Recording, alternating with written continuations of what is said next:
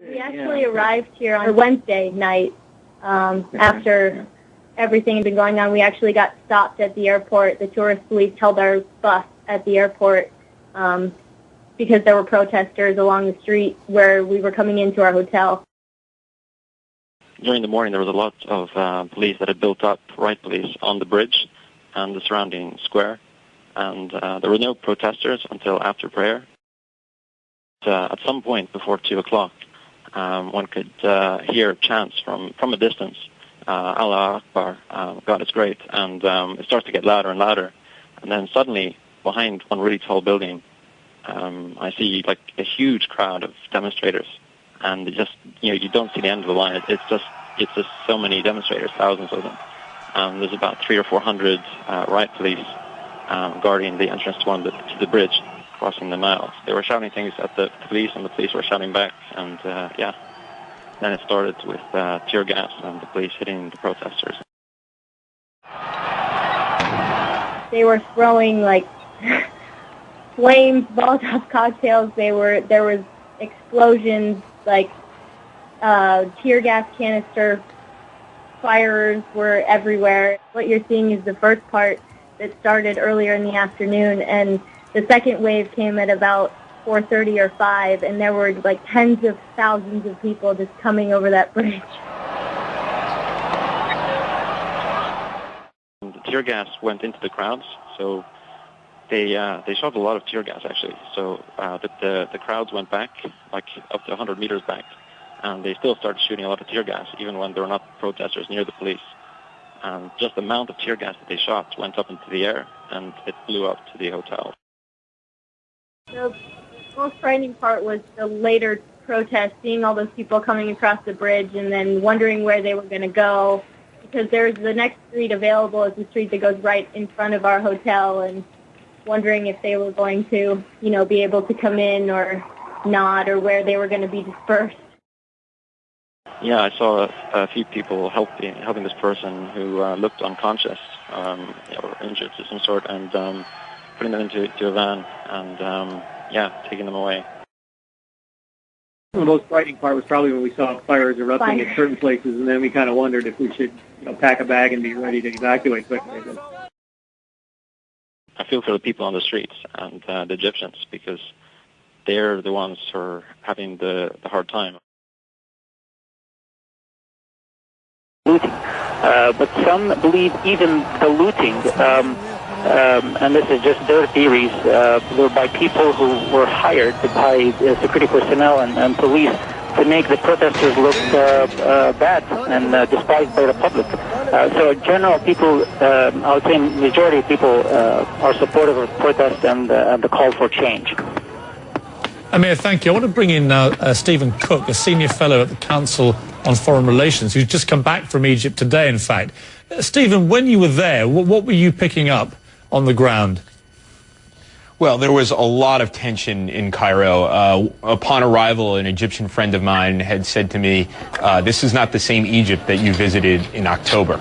And it was clear that there was concern among average people, among activists, that January 25th, the first day of this, was going to be big. That's different from what the government and members of the ruling National Democratic Party thought about January 25th, however. You met a number of... Sorry, go on, Steve. No, those officials were dismissive of the call for protests. Their responses to this range from, it'll be an accomplishment if, and this is a quote, if 50 people show up for this, to charging that if demonstrations did in fact materialize, it was just a function of how free and democratic Egypt has become under President Mubarak, to finally saying that if in fact there were large protests, Egypt was different from Tunisia because the Egyptian police had a strategy and that President Mubarak is not weak. So there's been a high level of arrogance, if not delusion, at senior level in the government there. Clearly, reality has now set in. With your knowledge of how the government works in Egypt, what are you making of Mubarak saying he's going to sack his cabinet, get a new one? What's going to happen here, do you think? I think this falls into the category of delusional. I was in Liberation Square on Tuesday night, and the central focus of the opposition and the people participating in the demonstration is Mubarak himself. I didn't hear anything about the government or government ministers. They serve at the pleasure of President Mubarak and the regime that he has led for the past 30 years. Their complaint starts with him, and then goes to his son Gamal Mubarak, his presumptive heir, and the ruling National Democratic Party. Their central focus and their first and foremost among their demands is for President Mubarak to go. I think, though, going forward, it's going to be the most important group of people to watch is the military establishment, the senior command, and how they are responding to this crisis. Because at the moment it seems that the police have been perceived as the enemy, the military as the friend by the protesters. Is that, do you think, the reality?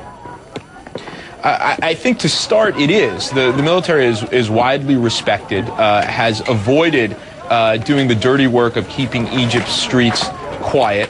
The police are the people with whom Egyptians have everyday contact, who are particularly brutal and have acted in particular recently with impunity.